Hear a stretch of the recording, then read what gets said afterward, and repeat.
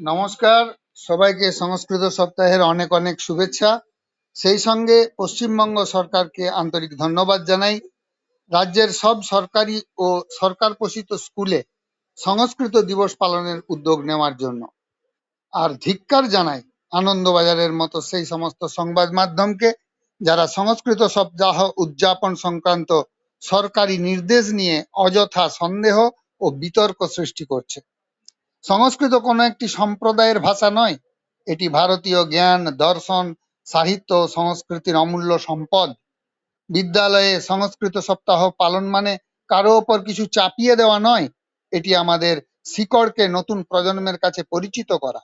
তাই মত প্রকাশের স্বাধীনতা অবশ্যই আছে, থাকবে, কিন্তু অযথা সব বিষয়ে বিতর্ক ও বিভ্রান্তি ছড়িয়ে ভারতের মহান ঐতিহ্য সংস্কৃতিকে অসম্মান করবেন না। ভুলে যাবেন না, অনেক তথাকথিত বহুল প্রচারিত সংবাদপত্রও হারিয়ে গেছে ইতিহাসের পাতায়। ভারতবাসী ক্ষমা করবে না। উপযুক্ত মনে করলে শেয়ার করুন। ধন্যবাদ।